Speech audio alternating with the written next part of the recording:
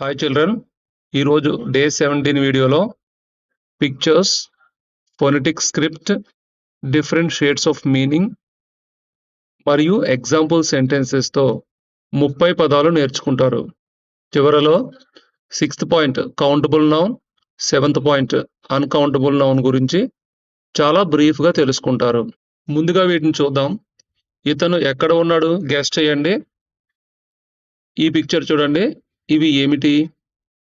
ఈ పిక్చర్ చూడండి, దీన్ని ఏమని పిలుస్తాం? ఈ మూడింటికి ఒక కామన్ నేమ్ ఉంది, ఏంటో చెప్పగలరా? దీన్ని చూసి గెస్ చేయండి. ఈ నాలుగింటికి కూడా ఒక కామన్ నేమ్ ఉంది. ఫస్ట్ పిక్చర్లో చూడండి, అతను సెల్లో ఉన్నాడు. సెకండ్ పిక్చర్లో అవి red blood cells.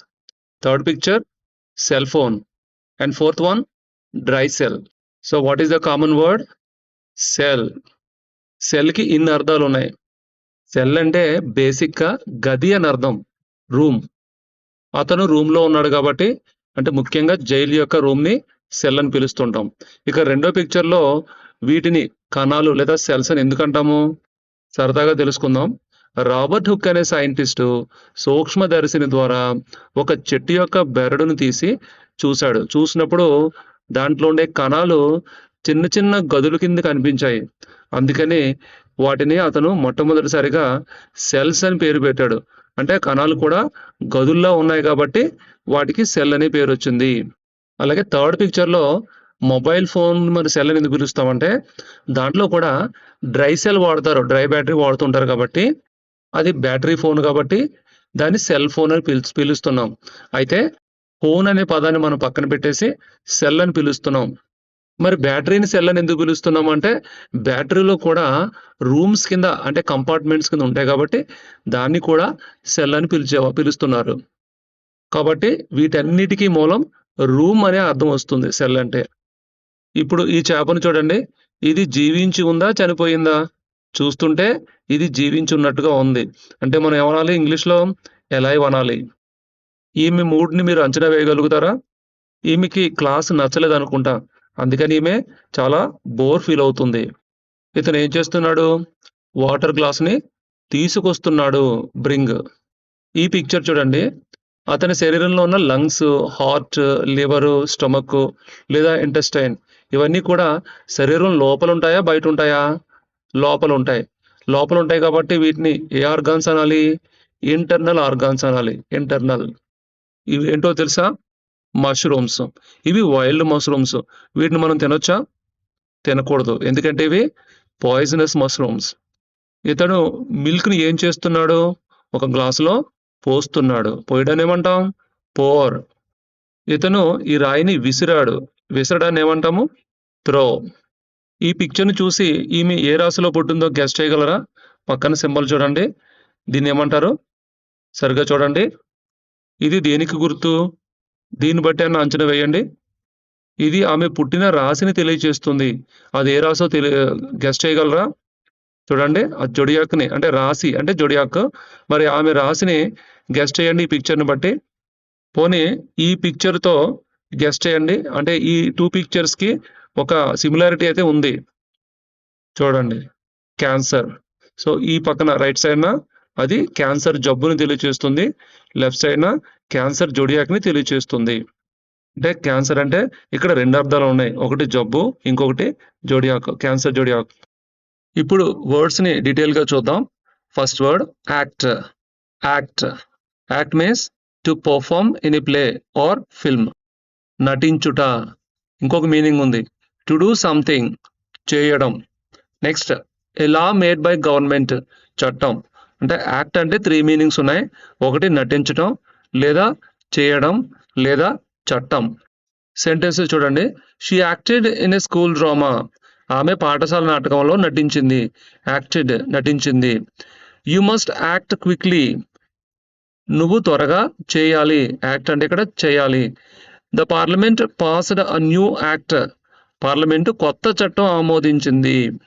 Next word, దీన్ని మీరు చూశారు కదా, అలైవ్. అలైవ్. అలైవ్ అని చదవాలి. Alive means living or not dead, బ్రతికిన. లేదంటే ఫుల్ ఆఫ్ ఎనర్జీ, ఉత్సాహంగా ఉన్న. 2 మీనింగ్స్, ఒకటి బ్రతికిన లేదా ఉత్సాహంగా ఉన్న. Sentence, the fish is still alive. ఆ చేప ఇంకా బ్రతికే ఉంది. Next, the city is alive at night. ఆ నగరం రాత్రి ఉత్సాహంగా ఉంది. ఇక్కడ అలైవ్ అంటే బతికి ఉండడం, రెండవది ఉత్సాహంగా ఉండడం. Next word among. Among, in the middle of, మధ్యలో. అంటే he sat among his friends. అతను తన స్నేహితుల మధ్యలో కూర్చున్నాడు. అమాంగ్ అంటే మధ్యలో. ఇక్కడ ఒక విషయం, ఇద్దరు మధ్యన అన్నప్పుడు బిట్వీన్ అనాలి. ఎక్కువ మంది ఉన్నప్పుడు అంటే ముగ్గురు అంతకన్నా ఎక్కువ మంది ఉన్నప్పుడు వాళ్ళ మధ్యలో ఉంటే అమాంగ్ అనాలి. Next word anyway. Anyway, in any case, ఏమైనా సరే. Second meaning, it is used to change topic or continue. అంటే ఒక టాపిక్ ని మార్చాలన్నా లేదా దాన్ని కొనసాగించాలన్నా కూడా వాడతాం. ఎలా వాడాలో చూద్దాం. I don't like it but I'll go anyway. నాకు ఇష్టం లేదు అయినా సరే వెళ్తాను. అయినా సరే, ఏమైనా సరే. నాకు ఇది నచ్చలేదు కానీ అయినా వెళ్తాను. Next, anyway let's start the class. అయినా సరే తరగతి మొదలు పెడదాం. అంటే ఒక సందర్భం నుంచి వేరే సందర్భంలోకి మనం షిఫ్ట్ అవుతున్నప్పుడు, టాపిక్ చేంజ్ చేస్తున్నప్పుడు లేదా కొత్తగా కొనసాగిస్తున్నప్పుడు మనం ఎనీవే అని అంటుంటాం. Next word as. In the same way, లాగా అంటే అలాగా, in the same way. Next, because, ఎందుకంటే, ఎందుచేతనంటే. వెన్, ఆ సమయంలో, సమయంలో అంటే ఆ సమయంలో. ఈ 3 మీనింగ్స్ కూడా ఒకదానికొకటి సంబంధం లేకుండా ఉన్నాయి. ఒకసారి గమనించండి. సెంటెన్సెస్ చూస్తే మనకు అర్థమైపోతుంది. He works as a teacher. ఒక టీచర్లా పనిచేస్తున్నారు అంటే ఒక టీచర్గా పనిచేస్తున్నారు. అతను ఉపాధ్యాయుడిలా పనిచేస్తున్నాడు. ఇక్కడ యాజ్ అంటే లాగా లేదా యాజ్ ఏ టీచర్ అనమాట. Next, as it was raining we stayed home. ఇక్కడ యాజ్ అంటే బికాస్ పెట్టండి. Because it was raining we stayed home. ఇక్కడ బికాస్ అంటే ఆ కారణం చేత, ఎందుకంటే it was raining we stayed home. వర్షం కురుస్తున్న కారణంగా మేము ఇంట్లో ఉన్నాం. Next, I saw him as I left. I saw him అంటే నేను అతన్ని చూస్తున్నాను. ఎప్పుడు? యాజ్ ఐ లెఫ్ట్, నేను వెళ్ళిపోతూ ఉన్నప్పుడు, నేను వెళ్తున్న సమయంలో అతన్ని చూస్తున్నాను. ఇక్కడ యాజ్ అంటే ఆ సమయంలో. చూడండి, యాజ్ అంటే డిఫరెంట్ మీనింగ్స్. ఒకటి యాజ్ ఎ టీచర్ అన్నాము, యాజ్ ఇట్ వాజ్ రైనింగ్ వర్షం వస్తున్న కారణంగా అన్నాము, యాజ్ ఎ లెఫ్ట్ నేను వెళ్తున్న సమయంలో. అంటే ఆ విధంగా, ఆ కారణం చేత, ఆ సమయంలో అని అర్థాలు వచ్చాయి. Next word cable. Cable. Cable అంటే thick wire for carrying electricity or signals. అంటే సింపుల్గా మనం థర్డ్ అంటుంటాము, వైర్ అంటుంటాం. టెలివిజన్ సర్వీస్, ఇంకొక అర్థం టెలివిజన్ సర్వీస్, కేబుల్ టీవీ సేవలు అన్నమాట. The cable connects the computer to the screen. ఆ తాడు కంప్యూటర్కి స్క్రీన్ని కలుపుతుంది. కంప్యూటర్ని స్క్రీన్కి కలుపుతుంది. We watch movies on cable. మేము కేబుల్పై సినిమాలు చూస్తాం. Next, cancer. ఇది మనం చూసాము.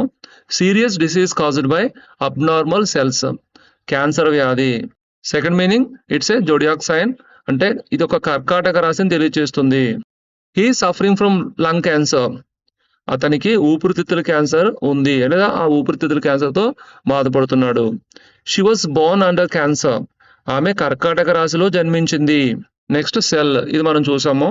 అతను స్మాల్ రూమ్. సెల్ అంటే స్మాల్ రూమ్ ఇన్ ప్రిజన్ అంటే గది. ఇక్కడ చూడండి, ఇది మనకు తెలుసు, basic unit of living body, కణం. అలాగే ఇది మొబైల్ ఫోన్, మొబైల్. అలాగే ఇది కూడా సెల్ అని మనం చెప్పుకున్నాం. Next sentences, the prisoner was locked in the cell. ఖైదీని ఆ గదిలో బంధించారు. Blood cells carry oxygen. రక్త కణాలు ఆక్సిజన్ తీసుకెళ్తాయి. I forgot my cell at home. నా మొబైల్ ఇంట్లో మర్చిపోయాను. ఇది మనం చూసాము. నెక్స్ట్కి వెళ్ళిపోదాం. ఛాలెంజ్. ఛాలెంజ్ అని పలకాలి. ఇక్కడ ఇది గమనించండి, ఈ సౌండ్ వచ్చింది. ఇంజ్, ఇంజ్. ఛాలెంజ్, అ డిఫికల్ట్ టాస్క్, సవాలు. టు క్వశ్చన్ ఆర్ అపోజ్, ఎదురు నిల్చుట, ఛాలెంజ్ చేయడం అంటాం కదా. Next, climbing the mountain was a big challenge. Climbing the mountain was a big challenge. కొండ ఎక్కడం పెద్ద సవాలుగా ఉంది. Next, she challenged his decision. ఆమె అతని నిర్ణయాన్ని సవాలు చేసింది. ఇక్కడ సెకండ్ సవాలు అంటే ఇక్కడ అపోజ్ చేసింది ఆమె. అతను తీసుకున్న నిర్ణయాన్ని ఎదుర్కొంది, ఎదిరించింది, ప్రశ్నించింది. Next word chart. ఇక్కడ ఆరు పలకం చార్ట్ అనాలి. చార్ట్. చార్ట్ అంటే ఏ డయాగ్రామ్ ఆర్ టేబుల్, పట్టిక. The teacher drew a chart on the board. ఉపాధ్యాయుడు బోర్డుపై పట్టిక గీశాడు. Next industrial. Industrial related to factories or production. పారిశ్రామిక.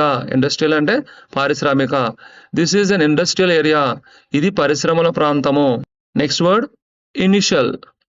ఇనిషియల్ అంటే first letter of a name, మొదటి అక్షరం. అంటే పేరులో మొదటి అక్షరం మనం ఇనిషియల్స్ అంటుంటాం కదా. నెక్స్ట్ ఎట్ ద బిగినింగ్, ప్రారంభం. Sentence please right your initials here. ఇక్కడ మీ మొదటి అక్షరాలు అంటే పేరులో మొదటి అక్షరాలు రాయండి. His initial reaction was surprise. His initial reaction was surprise. అతని ప్రారంభ ప్రతిస్పందన ఆశ్చర్యంగా ఉంది. Next insist. Insist keep saying something firmly. నొక్కి చెప్పుట అంటే తను అనుకున్నది జరగాలని చెప్పడం అనమాట. She insisted on paying the bill. ఇక్కడ ఆమె బిల్లు తానే చెల్లిస్తానని పట్టుబట్టింది. ఇన్సిస్టెడ్ అని చదవాలి. Insisted. Next internal. Internal inside something, లోపలి. రిలేటెడ్ టు ఇన్సైడ్ అఫైర్స్, అంతర్గత విషయాలు. ఇది చూడండి. The body has many internal organs. అంటే శరీరంలో అనేక అంతర్గత అవయవాలు ఉన్నాయి. అంతర్గత అంటే బాడీ లోపలని అర్థం. ఇక్కడ చూడండి. The company faced internal problems. సంస్థ అంతర్గత సమస్యలను ఎదుర్కొంది. అంటే ఇక్కడ ఇంటర్నల్ అంటే ఒకటి అర్థం లోపల, ఇంకొకటి అంతర్గత అంటే బయటికి తెలియని విషయాలు అనమాట, రెండో అర్థం. Next word investment. Investment. Investment అంటే money put into business, పెట్టుబడి పెట్టడం. Effort or time for future benefit, కృషి చేయటం. Sentence he made a big investment in real estate. He made a big investment in real estate. అతను real estate లో పెద్ద పెట్టుబడి పెట్టాడు అంటే డబ్బులు పెట్టాడు.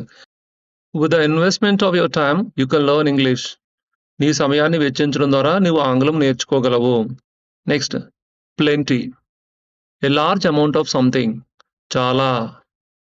There is plenty of food for everyone. అందరికీ తినడానికి చాలా ఆహారం ఉంది. పాయిజనస్. పాయిజనస్ కంటైనింగ్ పాయిజన్, విషపూరితమైనది. వెరీ హార్మ్ఫుల్ ఆర్ అన్ప్లెజెంట్, హానికరమైన. రెండు అర్థాలు ఉన్నాయి. ఒకటి విషపూరితము, రెండవది హానికరము. First example, some mushrooms are poisonous. కొన్ని పుట్టగొడుగులు విషపూరితంగా ఉంటాయి. His words were poisonous. అతని మాటలు హానికరంగా ఉన్నాయి. Next pour. To make a liquid flow, పోయడం. పోర్ అంటే పోయడం. To flow heavily like rain, కురియడం అంటే వర్షం కురియడం అనమాట. చూడండి. Please pour some milk into the glass. దయచేసి గ్లాసులో కొంచెం పాలు పోయండి. It's pouring outside. బయట భారీగా వర్షం కురుస్తోంది అంటే కుండపోతగా వచ్చినప్పుడు పోర్ అంటాం. Priest. Religious leader in a church or temple. పూజారి. The priest led the prayer. పూజారి ప్రార్థన నడిపించారు. Promote. Promote to raise to a higher position, పదోన్నతి ఇవ్వడం. ఇంకొక అర్థం టు ఎంకరేజ్ గ్రోత్, ప్రోత్సహించడం. Third meaning to advertise a product, ప్రకటన చేయడం. 3 మీనింగ్స్ ఉన్నాయి. పదోన్నతి ఇవ్వడం, ప్రోత్సహించడం లేదా ప్రకటన చేయటం. Example, she was promoted to a manager. ఆమెను మేనేజర్గా పదోన్నతి చేశారు. ప్రమోటెడ్ అంటే పదోన్నతి చేయటం. The school promotes reading habits. పాఠశాల చదువు అలవాట్లను ప్రోత్సహిస్తుంది. ప్రమోట్ అంటే ఇక్కడ ప్రోత్సహించడం. They promoted their new phone online. వారు తమ కొత్త ఫోన్ను ఆన్లైన్లో ప్రమోట్ చేశారంటే ప్రకటించారు, అందరికీ తెలిసేలా చేశారనమాట. Next word bored. ఇక్కడ R silent. Bored. Feeling tired because something is not interesting. విసుగుగా ఉండడం. మీరు చూసారు ఈ పిక్చర్ని. I was bored during the long lecture. పెద్ద ఉపన్యాసంలో నాకు విసుగు వచ్చింది. బోర్డ్ అంటే విసుగు చెందడం. Next word bring. Bring. G పూర్తిగా పలకం మనం. బ్రింగ్ అంటాం. Carry something to a place. తీసుకురావడం. Please bring me a glass of water. దయచేసి ఒక గ్లాసు నీళ్లు తీసుకురండి. Next busy. Busy. Engaged in some activity, పనిలో ఉండు. క్రౌడెడ్ ఆర్ యాక్టివ్, కిటకిటలాడు, 2 meanings. Example, she is busy with her studies. ఆమె తన చదువుతో నిమగ్నమై ఉంది అంటే ఆ పనిలో ఉండిపోయింది. The street was busy with people. ఇక్కడ బిజీ అంటే కిటకిటలాడింది, నిండిపోయింది అని అర్థం. వీధి జనంతో నిండిపోయింది, కిటకిటలాడింది అంటే crowded. Next, buy, to purchase something, కొనడం. I want to buy a new phone. నేను కొత్త ఫోన్ కొనాలనుకుంటున్నాను. నెక్స్ట్, బై, సేమ్ ప్రొనౌన్సియేషన్ అనమాట. బై, అక్కడ బియుఐ బై, ఇక్కడ బివై బై. ఇక్కడ చూడండి దీని అర్థం, నియర్ ఆర్ బిసైడ్, పక్కన, త్రూ సంథింగ్, ద్వారా, బిఫోర్ ఏ సర్టన్ టైం, ఆ లోపుల, ఆ లోపు, ఆలోగా. సో సెంటెన్సెస్ చూస్తే మీకు క్లియర్గా అర్థమవుతుంది. First sentence, SIT by the window, window పక్కన కూర్చో. ఇక్కడ బై అంటే బై ద విండో అంటే విండో పక్కన, కిటికీ పక్కన కూర్చో. Second, the book was written by Tagore, Tagore చేత లేదా టాగూర్ ద్వారా ఆ పుస్తకం రాయబడింది. ఇక్కడ ద్వారా, బై అంటే ఆ పుస్తకం టాగూర్ ద్వారా రాయబడింది.